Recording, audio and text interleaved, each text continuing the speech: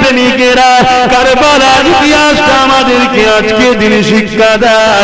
সেদিন এজিদ বাহিনীর সঙ্গে হকের লড়াই হয়েছিল, সেদিন এজিদ বাহিনীর সঙ্গে ইনসাফ পরায়ণদের লড়াই হয়েছিল, সেদিন এজিদ বাহিনীর সঙ্গে ইসলামের লড়াই হয়েছিল। ইসলাম কাকে বলে?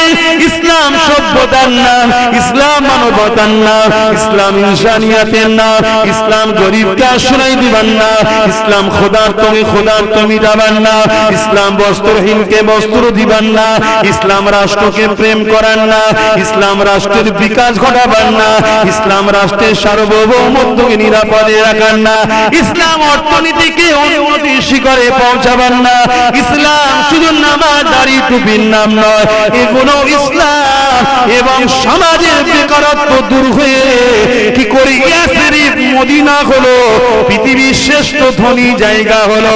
এই পরিস্থিতি অর্থ কাঠামোকে এমন করে উন্নতির শিখরে পৌঁছে দিবার টেকনোলজি সিস্টেমটা, এটারও নাম ইসলাম। আজকে যে ইমামে হুসাইনের আলোচনা শুনতে বসেছি, হুজুর আমার যখন কারবালার ময়দানে দাঁড়িয়েছিলেন, 9 মুহররম যখন পৌঁছালেন, হুর বিন ইয়াজিদের নেতৃত্বে 1000 সৈন্য দিয়ে ইমামে হুসাইনের রাস্তাকে আটকে দেওয়া হলো। এই ইমামে পাক কোথায় যাবেন? না, কুফাবাসী আমাকে দাওয়াত দিয়েছে, কুফার জমিনে আমি যাব, তারা আমাকে দাওয়াত দিয়েছে। কুফার মানুষের বারবার চিঠি দিয়েছে, তারা আমার কাছে ন্যায় সত্যের বাণী শুনতে চায়, তারা আমার কাছে ন্যায়ের বাণী মানতে চায়, তারা আমাকে দাওয়াত দিয়েছে কুফায় যাব। হুর বিন ইয়াজিদ 1000 সৈন্য নিয়ে ইমামে হুসাইন পাককে ওখানে রুকে দিল, না আপনাকে যাওয়া হবে না, ইয়াজিদের হুকুম রয়েছে, এখান থেকে আপনাকে যেতে দেওয়া হবে না। ইমামে হুসাইন পাক 3টে শর্ত দিয়েছিলেন, হয় যেখান থেকে আমি এসেছি ওখানে ফিরিয়ে দেওয়া হোক, অর্থাৎ আমাকে চলে যাবার জন্য ছেড়ে দেওয়া হোক, না হয় আমাকে অন্য কোন নদীর দিকে পাঠিয়ে দেওয়া হোক, যেখানে বাকি জীবনটা আমি ইবাদত বান্দেগীর মধ্যে কাটাবো, আর নচেত আমাকে ইয়াজিদের কাছে নিয়ে যাওয়া হোক, তার সাথে আমি সামনাসামনি কথা বলবো। এই মাসেরই 10 তারিখ আশুরাতে দিনকে হিফাজত করার জন্য, দিনকে বাঁচাবার জন্য আল্লাহ নবীর প্যারা নওয়াসা, আল্লাহ নবীর কাঁধে উঠা সন্তান, আল্লাহ নবী যখন সিজদায় যেতেন, নামাজে যখন সিজদায় যেতেন, ইমামে হাসান হুসাইন পর্দার আড়াল থেকে লুকিয়ে লুকিয়ে দেখতেন কখন নানা জান সিজদায় যাবে। যখনই সিজদায় যেতেন, ছুটে এসে নানা জানের পিঠে বসে দুদিকে পা দিয়ে রাসূলের জুলফে মুবারক, চুল মুবারককে মজবুত করে ধরে ইমামে হাসান হুসাইন নবী পাকের পিঠে বসে থাকতেন, এবং বাচ্চারা যেমন লাফালাফি করে ওইভাবে নানার পিঠে বসে লাফালাফি করতেন। জোরে বলুন সুবহানাল্লাহ।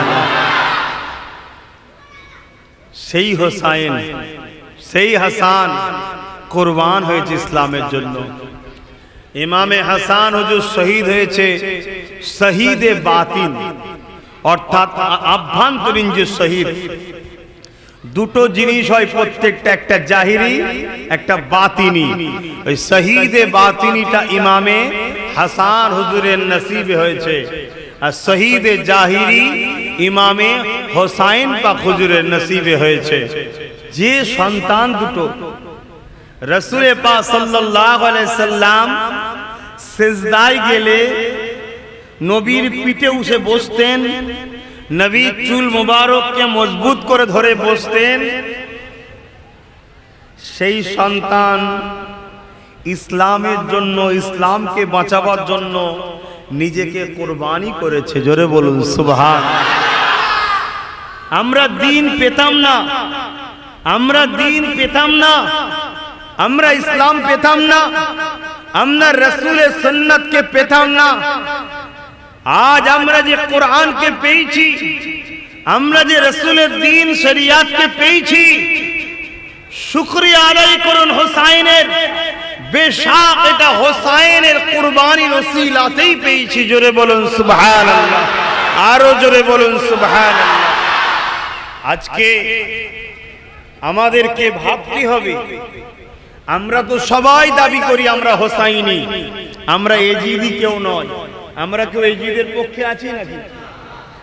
সবাই দাবি করি আমরা হোসাইনি, কিন্তু ভাবতে হবে আমরা তো দাবি করছি হোসাইনি, কিন্তু আমাদের কাজ, আমাদের কর্ম, আমাদের আখলাক, আমাদের কথাবার্তা এটা হোসাইনি হচ্ছে না এজিদি হচ্ছে, এটা ভাবতে হবে। ভাইয়েরা আমার, যে কথা বলছিলাম, হযরতে সৈয়দনা ইমামে হুসাইন রাদিয়াল্লাহু তাআলা আনহু, তিনি ছোট্টবেলা থেকে রাসূলের কোলে বড় হয়েছে, ওহির ঘরে জন্ম হয়েছে, নবুয়তের ঘরে লালন পালন হয়ে বড় হয়েছে, নূরের ঘরে তিনার জিন্দেগি কাটিয়েছে, জান্নাতি খানা খেয়ে বড় হয়েছে।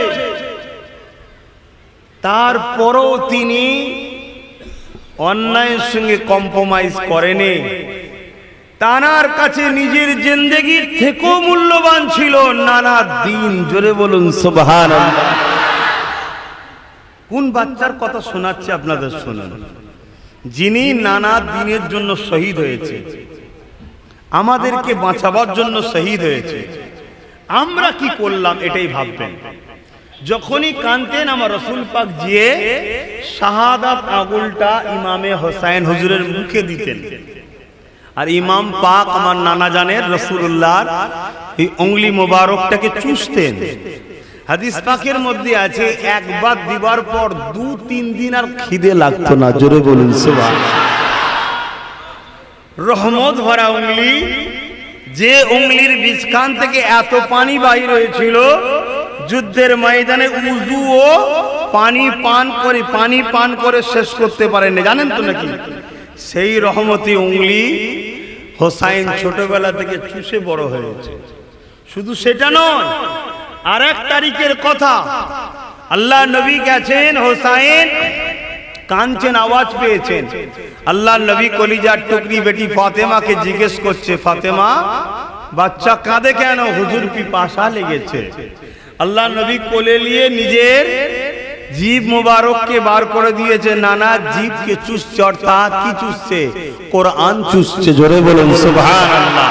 এই মুখ দিয়ে যেটা বেরিয়েছে ওহির মাধ্যম দিয়ে, ওটাই তো কোরআন। কথা বুঝছেন না, বোঝেন না? কে আমাকে বলেছিল কুল হু আল্লাহু আহাদ আল্লাহুস সামাদ? কে বলেছে?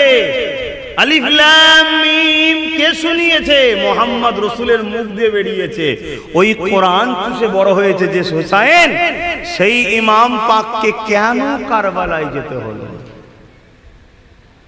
যদি হোসাইন সেদিন না যেতেন, আজও যাই হোক, এই যে হকের পক্ষে আজও মানুষ আছে, এই মানুষ আর হকের পক্ষে পাওয়া যেত না।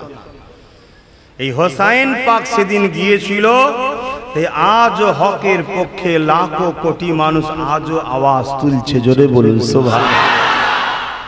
আল্লাহ নবী, নূর নবী, দয়ার নবী যখন বাজারে যেতেন কোন প্রয়োজন কাজে, দুই কাঁধে দুটো নাতিকে বসাতেন, নিয়ে যেতেন, আর সবাই দেখে তারিফ করতেন।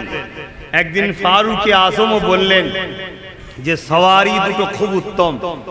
সওয়ারি বলতে যেটা ইমামে হাসান হোসাইন, এই সওয়ারটা খুব উত্তম। হযরত ওমর ফারুক বললেন সওয়ারটা খুব উত্তম। আল্লাহ নবী সঙ্গে সঙ্গে দেরি করলেন না, ওমর সওয়ার দেখছো অর্থাৎ রাসূল, সওয়ারি দুটো অর্থাৎ ইমাম হাসান হোসাইনকে দেখছো না? আমি মুহাম্মদ বলছি হাসান হোসাইনও উত্তম। জোরে বলুন সুবহানাল্লাহ। আল্লাহ নবী, নূর নবী, দয়ার নবী একদিন ইমামে হাসান হুসাইন হুজুরকে এক কোলে বসিয়ে রেখেছেন, আর এক কোলে হযরতে ইব্রাহিম রাসূলে পাকের নিজের সন্তান নবী পাকের নিজের খুনের সন্তান এটা বসিয়ে রেখেছেন। এমন সময় হযরতে জিবরাইল চলে আসলেন, ইয়া রাসূলুল্লাহ, আল্লাহ পাকের ইচ্ছা এটা, মানসা এটা, দুটো বাচ্চাকে একসাথে আপনি রাখতে পারবেন না, দুটোর মধ্যে একটাকে দিতে হবে, একটাকে নেবেন। কোনটা আপনি রাখবেন, কোনটাকে আপনি নেবেন, কোনটাকে দেবেন আপনি ঠিক করুন। আল্লাহ নবী চোখ ভরা পানি, নূরে চোখ দিয়ে পানি গড়াচ্ছে। একটা নিজের খুনের বাচ্চা আর একটা ফাতেমার কলিজার টুকরা হযরতে আলী হুজুরের খুন, কিন্তু আমার রাসূলের চোখের চারাক সেই হোসাইন দুজন বসে আছে। আল্লাহ নবী বারবার এদিক ওদিক দেখতে দেখতে বলল, হোসাইন, হযরতে জিবরিল, যাও, আমি আমার বাচ্চাকে হোসাইনের জন্য কুরবানি করলাম। জোরে বলুন সুবহানাল্লাহ। মুসলমান ঘরের ছেলে মেয়েরা, তরুণেরা, এ নবী পাকের প্রেমিকেরা, এই জিন্দেগি দুদিনের জন্য, আজ আছে কাল নাই।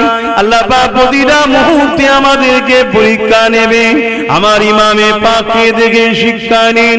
আল্লাহ পাককে তিনি কত মহব্বত করেছিলেন, নাই সত্যের উপরে কিভাবে মজবুত হয়ে দাঁড়িয়েছিলেন। অনেক বড় কথা জান হয়ে গেছে, নামাজেরও ব্যাপার আছে। আমি মূল জায়গাতে আসছি। ইমামে হুসাইন পাক কিন্তু লড়াই করার জন্য যায়নি। কুফা মানুষেরা বারবার যখন চিঠি দিয়েছিল, ও হযরত ইমামে হুসাইন, আপনি কুফার জমিনে আসেন, আমরা আপনার হাতে বায়াত নেব, আপনার থেকে আমরা দ্বীনকে শিখব, আপনার নীতি আদর্শ যে নানা রেখে গেছে ওই আদর্শ অনুযায়ী জীবন করব। ইমামে হুসাইন পাক তাই নিজে প্রথমে তিনার ভাই মুসলিম বিন আকিলকে পাঠিয়েছিলেন।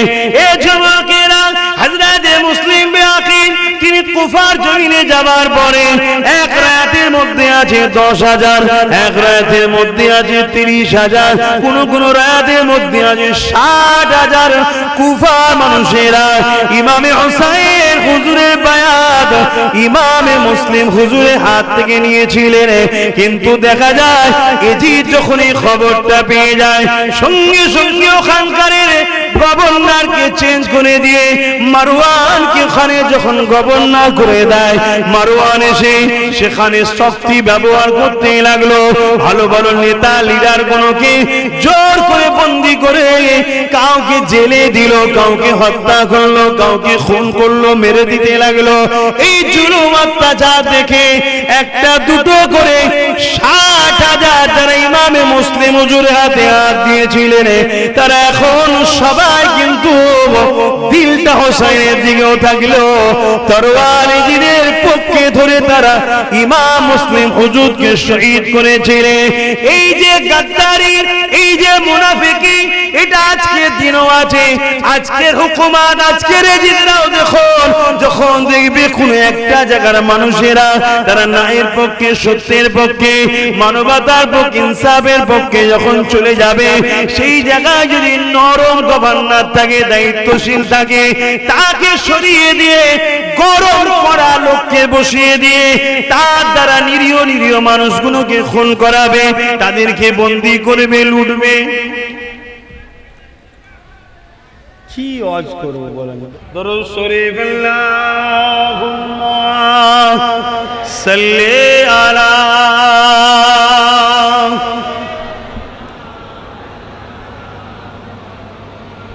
আল্লাহ।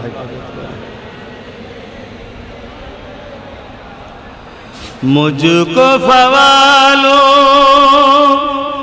मुसाफिर न समझो, मैं आया नहीं हूँ, बुलाया गया हूँ। যখন ইমাম মুসলিম হুজুরকে জিজ্ঞেস করছে যে তুমি কেন এসেছো এখানে, তখন ইমাম হুজুর বলছেন যে আমি আসিনি, আমাকে তো দাওয়াত দিয়ে আনা হয়েছে। কুফার মানুষরা তো দাওয়াত দিয়েছিল, তখন চিঠি সিস্টেম ছিল। ইমাম মুসলিম হুজুর ওখানে শহীদ হয়ে গেছে, খবর হোসাইন পাকের কাছে তখন আসেনি। যখন পরিস্থিতি ভালো দেখেছে, হুজুর চিঠি লিখে দিয়েছে, ভাই আপনি আসুন, এখানকার মানুষ সত্যি ভালোবাসে, 60,000 লোক বায়াত হয়েছে। এবারে হুজুর বেরিয়ে পড়েছে, তখন ওদিকে কুফার মানুষরাই মারওয়ানের নেতৃত্বে ইমাম মুসলিম হুজুরকে এবং তার দুটো ছোট ছোট বাচ্চাকেও শহীদ করেছে। শুনছেন? আল্লাহ ছেড়ে দেবেন আমাদের ঘরে? তারা দিনের জন্য কি করেছে আর আমরা কি করছি? আমরা তো দিনের জন্য কিছু করতেই পারিনি, উপরন্তু যারা দিনকে মিটাচ্ছে আমরা তাদেরই সহযোগিতা করছি। আজ চারিদিকে কেউ কলেমাকে বিকৃত করছে, কেউ আজানকে বিকৃত করছে, কেউ মাদ্রাসাকে বুলডোজার দিয়ে ভাঙছে, কেউ মাদ্রাসায় শিক্ষক নিয়োগ বন্ধ করে দিয়ে মাদ্রাসাকে ভাঙছে। আমরা সর্বদিক দিয়েই দেখছি আমাদের ঘরে যারাই মিটাতে চায় আমরা তাদেরকেই সহযোগিতার হাত বাড়াচ্ছি। বড় আফসোস, বড় দুঃখ এটা।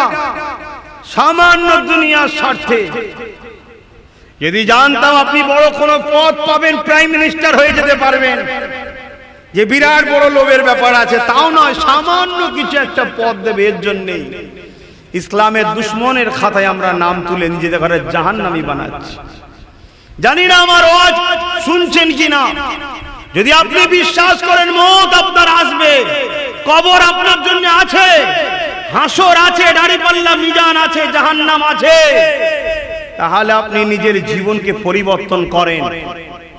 অনেক কষ্টের পর কিন্তু ইসলাম পেয়েছি আমরা। আজ কত কষ্ট করেছে আল্লাহ নবী নওয়াজ হযরত ইমাম হুসাইন হুজুরের কথা আলোচনা করছিলাম। হুজুর আমার যখন এইভাবে কুফাতে রওনা দিলেন, রাস্তায় যখন পূর্বী নেজির ঘিরে ফেলল, হুজুর আমার যখন তিনটে প্রস্তাব দিলেন, এই কথাগুলো শুনে কোন প্রস্তাবে মারওয়ান রাজি হলো না। একটাই কথা, হয় জিদকে মেনে নিতে হবে, না হয় হুসাইনের বিরুদ্ধে লড়াই হবে। ইমাম হুসাইন একটি রাত চেয়েছিল, যেটা 9 মুহররম ছিল, তাবু তৈরি করলো, যেটা কারবালার ময়দান ছিল। এই যুবকেরা চারিদিকে একটা দুটো নয়, 22,000 সৈন্য এসে হাজির হয়ে গেছে। আর ইমামে পাকের সঙ্গে কতজন রয়েছে? মাত্র 72 জন রয়েছে। এই 72 জনের মধ্যে বেশিরভাগ রয়েছে আবার বাচ্চা ও নারী। তাহলে হুজুর আমার যুদ্ধ করার জন্য তো যায়নি, কিন্তু মনে রাখবেন সেদিনও বেঈমান, সেদিনও ইয়াজিদ জেনেছিল একজন ইমানদারকে রুখতে গেলে 22,000 লাগে। আজকের ইয়াজিদ জানে একটা যদি ইমানদার বেরিয়ে পড়ে তাকে রুখার জন্য হাজারো চেষ্টা করতে লাগে। সেদিনের ইয়াজিদ মিটেছে, আজকের ইয়াজিদরাও মিটবে, কিন্তু আমাদের দায়িত্ব রয়েছে আমরা হুসাইনের দিকে থাকবো না, ইয়াজিদের দিকে থাকবো। এই যুবকেরা তরুণেরা 22,000 সৈন্য ঘিরে ফেললো। ইমাম হুসাইন এরকম একটা অবস্থাতে হুজুরের তাবু তৈরি হয়ে গেল, ইয়াজিদ বাহিনীর তাবু তৈরি হয়ে গেল। হুজুরের তাবুতে আযান হচ্ছে, ইয়াজিদ বাহিনীর তাবুতে আযান হচ্ছে, এখানেও নামাজ হচ্ছে, ওখানেও নামাজ হচ্ছে। হুজুর সারা রাত ধরে তাহাজ্জুদ পড়েছে, কোরআন তেলাওয়াত করেছে। এই যুবক শুনে রেখে দাও, জেনে রেখে দাও, এইরকম একটা সময়ে এমনি নামাজ ফরজ তো দূরের কথা, ইমাম পাক তাহাজ্জুদের নামাজকে ছেড়ে দেয়নি।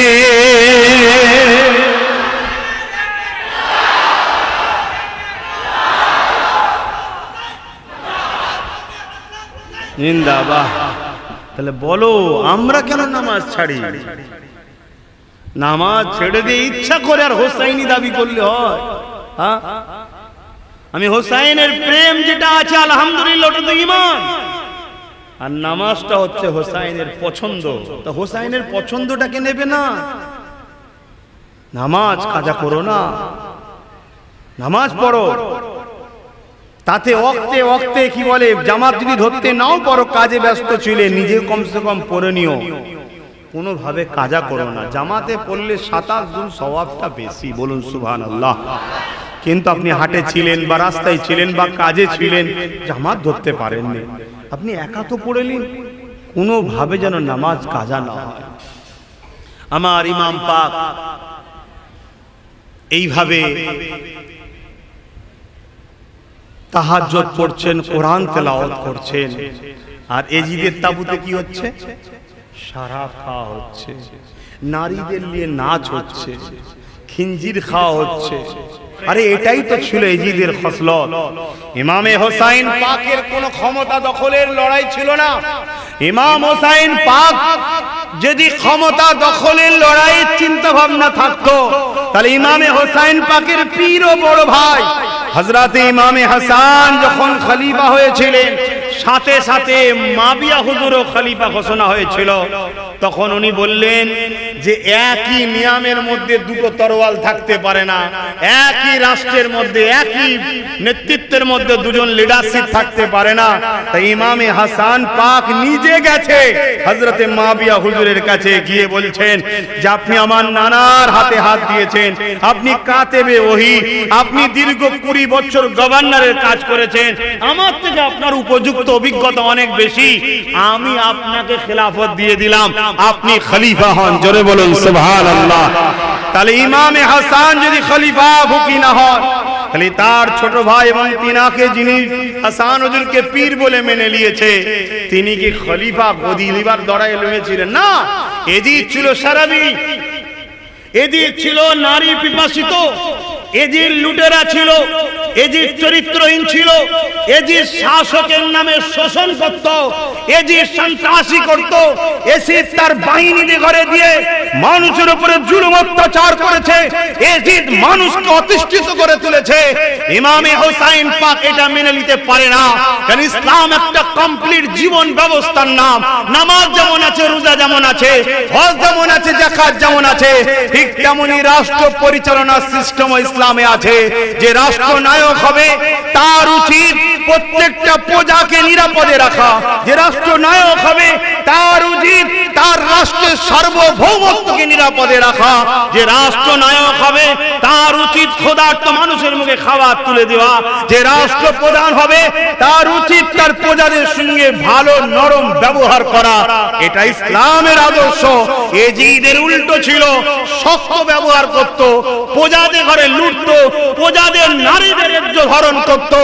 এই জন্য ইমামে হোসাইন পাক তিনি কখনো নানার উম্মতদের ঘরে এরকম একটা বদকার জাহান্নামীর হাতে হাত দিক এটা মেনে নিতে, জোরে বলে মেনে নিতে পারেনি। অতএব বাপ ভাই, এই লড়াই কারবালার ময়দানে 9 তারিখে হুজুর নামাজ ইবাদত বন্দেগীর মধ্যে কাটালেন। ওই যে প্রথম যিনি দাঁড় করিয়েছিলেন 1000 সৈন্য দিয়ে, হুর বিন এজিদ, তিনি তখন আরো সব সর্দাররা এসছে, সীমার এসছে, মারওয়ান এসেছে, 22,000 সৈন্য জড়ো হয়ে গেছে। তো হুর বিন এজিদ তার সব সৈন্য সামন্ত সবার লিডারদের ঘরে যে বলছে, আরে কেন যুদ্ধ করতে যাচ্ছ? কেন জানে হুর বিন এজিদ কার সাথে যুদ্ধটা হচ্ছে, কার সাথে? শেরে খোদার সন্তান, খাতুনে জান্নাতের সন্তান, দোনো জাহানের সুলতানের নওয়াসা। আরে হতে পারে 72-72 প্রয়োজন নিয়ে গেই হোসাইনি যথেষ্ট, কার সাথে লাগছিরা জানে। কিন্তু শরাবের ঘরে, নারীর ঘরে, জুয়ার ঘরে, ক্ষমতার জোরে দখলের ঘরে হুর বিন এজিদ যখন বলল সে তো চাইছে মক্কায় ফিরে যেতে, তাকে ছেড়ে দাও, মক্কায় চলে যাক। আর না এজিদের কাছে যেতে চাইছে, আরে এজিদের কাছে নিয়ে চলো, মামলা সেখানে হবে, আমরা কোনো বিচখানে রিস্ক নিতে যাচ্ছি। আর ইমাম পাক কেন এজিদের কাছে যেতে চেয়েছিল? কেন এজিদের কাছে যদি যেত, এজিদের সাহস ছিল না সিংহাসনে বসে হোসাইনের চোখে চোখ রেখে কথা বলবে। কেন এজিদের বাপ ইমাম মাবিয়া হুজুর বলেছিলেন, এই আমি চলে যাচ্ছি, ক্ষমতার সিংহাসনে বসার উত্তরাধিকারী হলো আহলে বায়াতরা। জোরে বলুন সুবহানাল্লাহ। হাসান হোসাইন, হোসাইন বসার উপযুক্ত, তারপরও তুমি যা কিছু করবে হোসাইনের সঙ্গে পরামর্শ করে করবে। এটা কে? হযরতে মাবিয়া হুজুর ছেলেকে ওসিয়াত করে গেছে। কথা বুঝে আসছে? তাহলে এই ওসিয়াতটা তো হোসাইন জানে, তখন তো বলতে এই তোমার আব্বার ওসিয়াতটাকে বলো কি হয়েছিল, তখনই তো সব শেষ হয়ে যেত। তো ভাইরা আমার, তাই হুর বিন ইয়াজিদ যখন এই কথা বলল, তখন তারা বলছে সব কথা রাখো, লড়াই করতে হবে, তোমার যদি মনে হয় তুমি চলে যেতে পারো। তখন হযরতে হুর বিন ইয়াজিদ তিনি একজন কারবালার ময়দানে আগের রাত্রিরে ইয়াজিদ বাহিনী থেকে ফিরে এসে হোসাইনের তাবুতে তওবা করে হোসাইনের কদমে পড়ে ক্ষমা চেয়ে ইমাম হোসাইনের দল জান্নাতে শরীক হলেন। জোরে বলুন সুবহানাল্লাহ। পরের দিন লড়াই যখন শুরু হয়েছিল, সর্বপ্রথম যিনি লড়াইয়ের ময়দানে নেমেছিলেন, একজন একজন করে সিস্টেম ছিল, ওদের একজন ইনাদের একজন লড়াই হবে। তাই লড়াইয়ের ময়দানে সর্বপ্রথম যিনি নেমেছিলেন তিনার নাম হলো হুর বিন ইয়াজিদ। জোরে বলুন সুবহানাল্লাহ। একা এক রাত্রির চাষ পেয়েছে ইমানের। কতদিন? একটা রাত্রির ইমানের চাষ পেয়েছে।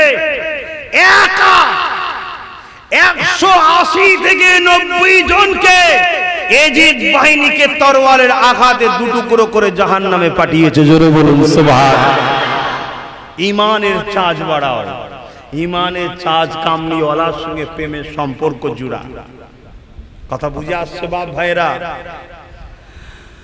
আল্লাহ নবী নবী দয়াল নবী নওয়াজা ইমাম হোসেন বা হকের দিকে দাঁড়িয়েছিলেন, ইসলামের দিকে দাঁড়িয়েছিলেন, মানবতার দিকে দাঁড়িয়েছিলেন, নারীদের অধিকারের জন্য দাঁড়িয়েছিলেন, ইনসাফের জন্য দাঁড়িয়েছিলেন। এ নওজওয়ানেরা হুজুর আমার লড়াইয়ের ময়দানে তো লড়াই করতে যায়নি, কুফাতে যেতেছিল। হুজুরকে ঘিরে ফেলা হলো, জোর করে হুজুরের সঙ্গে লড়াই করতে লাগলো।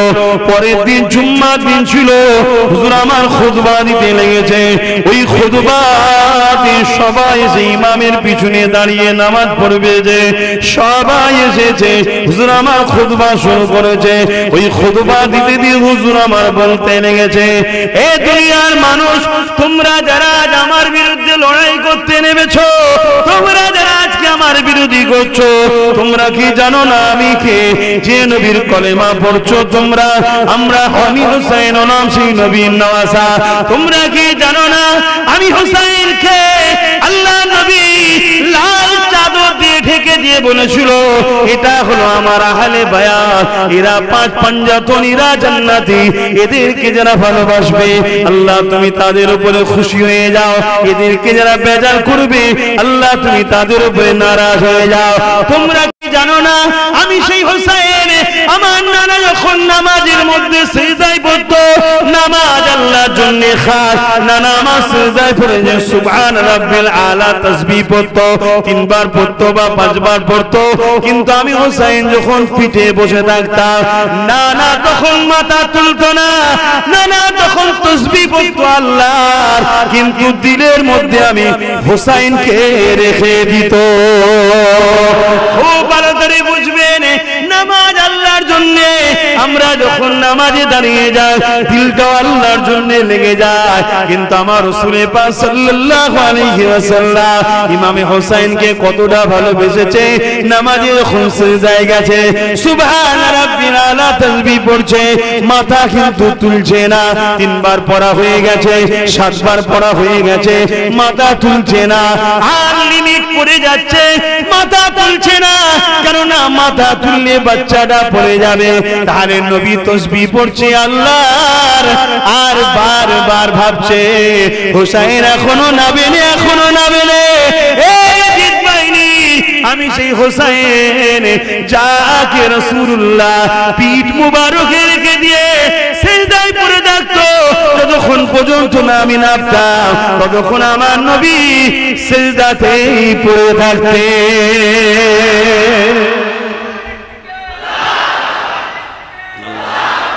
এইভাবে হোসেন খুতবা দিচ্ছে, বক্তব্য দিচ্ছে, বুঝাচ্ছে। খাতামাল্লাহু আলা কুলুবিহিম, ক্ষমতার নেশা, সামান্য পাওয়ার লোভের নেশা, এই নেশা তাদের চোখের সামনে পর্দা ফেলে দিয়েছে। অথচ যে ইমাম হুসাইনের কথা বলছিলাম, তিনি যে খাতুনে জান্নাতের গর্ভে এসেছিলেন, ওই খাতুনে জান্নাতের একটা কথা বলি শোনেন। খাতুনে জান্নাত একদিন অসুস্থ রয়েছে, বিছানাতে শুয়ে আছে। পিরানের স্বামী মাওলা আলী, তিনি স্বামী হিসাবে এমন করে স্ত্রীর পাশে মাথার করে এসে বসেছে। জিজ্ঞাসা করতে লেগেছে, এ খাতুনে জান্নাত, কোন দিনের জন্য আপনি আমার কাছে কোন কিছুই চান না? যেটা খুশি মনে করে দিয়েছি সেটাই নিয়েছে। কোন দিনের জন্য কোনো অভিযোগ তোলেন না, কোন দিনের জন্য কোনো আবদার শখ করেন না। আজ আপনি অসুস্থ রয়েছে, আমি কি জানতে পারি এখন কি আপনার কোনো জিনিসের কি ইচ্ছা যাচ্ছে? কিছু কি আপনি মুখ খুলে আমাকে বলবেন? ওই সময় খাতুনে জান্নাত বলেছিলেন, এ আমার প্রাণের স্বামী, আপনার উপরে আমি বেজার নয়, আপনার উপরে আমি খুশি রয়েছি, আমার আপনার উপরে কোনো অভিযোগ নাই। মাওলা আলী বলতে লেগেছে, সে তো আমি জানি, কেন আপনার শিক্ষক অন্য কেউ নয়, আপনার শিক্ষক হলো দোনোজানের সুলতান হযরত নবী মুহাম্মদ রাসূল। এত সুন্দর শিক্ষা দিয়েছে, স্বামীর উপরে কখনো বেজার হয় না, স্বামীর উপরে কখনো নারাজ আপনি হননি। তথাপিও জানতে যে আপনার কোনো কি আবদার রয়েছে। ওই সময় বললেন, প্রাণের স্বামী, আপনি যখন বলছেন একটা আনার খাবার শখ যাচ্ছে, যেটা বেদানা না আনার কি বলে তো, একটা আনার খাবার শখ যাচ্ছে। মাওলা আলী রওনা দিলেন, বাজারে গেলেন, 1 দিরহাম ছিল, একটা আনা খরিদ করেছে, পয়সা শেষ। কিনে নিয়ে কয়েক কদম যখনই রওনা দিয়েছে, এক মুসাফির এসে দাঁড় করিয়ে দিয়েছে। ও হযরত মাওলা আলী শেখ খোদা, আপনি নবী পাকের জামাতা, আপনি নবী পাকের জামাতা, আপনি আহলে বায়াত, আপনাদের কাছ থেকে কখনো কেউ খালি হাতে ফিরে যায় না। কয়েকদিন খোদা তো রয়েছি, আল্লাহর রাস্তায় কিছু কি দেওয়া যাবে? আমার দুনিয়া মানুষ রেখে দেন, ওই যে জীবনে একবার খাতুনে জান্নাত শখ করলো স্বামীর কাছে, তাও স্বামী বারবার বলাতে আনারটাকে নিয়ে আসলো কিনে, কিন্তু রাস্তাতে মুসাফির বলছে আমাকে কিছু খাবার জন্য দিন। ওই আনারটাকে দেরি করলো না, আল্লাহর রাস্তায় মুসাফিরটাকে দিয়ে দিল। হযরত আলী মনটাকে মরা করে মলিন করে ঘরের মধ্যে যখন প্রবেশ করতে লেগেছে, আহারে জান্নাতি সরদারিনী, সমস্ত নারীদের যিনি সরদারিনী হবে, সেই খাতুনে জান্নাত স্বামীর মুখে দিয়ে তাকিয়ে বলে, আমার প্রাণের স্বামী, মন বড় মরা করে আসছো। অবশ্যই আমি জানি, আমি যখন আশা করেছি আপনি আনার কিনেছিলেন, কিন্তু হাতটা খালি, আমি জানি আপনি ওটা আল্লাহর জন্য কুরবান দান করে দিয়েছে। আমার প্রাণের স্বামী শোনেন, আমি জানি আপনার উপরে আমার বিশ্বাস আছে, আপনি আনার অবশ্যই কিনেছিলেন, নিয়েও আসতেছিলেন, কিন্তু আপনি অন্য কোন জায়গাতে খরচ করেননি। আপনি আমার দিকে যাকে বেশি প্রাধান্য দেন, তিনি অন্য কেউ নয়, তিনি হলেন আল্লাহ। এই আল্লাহর জন্য আপনি খরচ করেছে।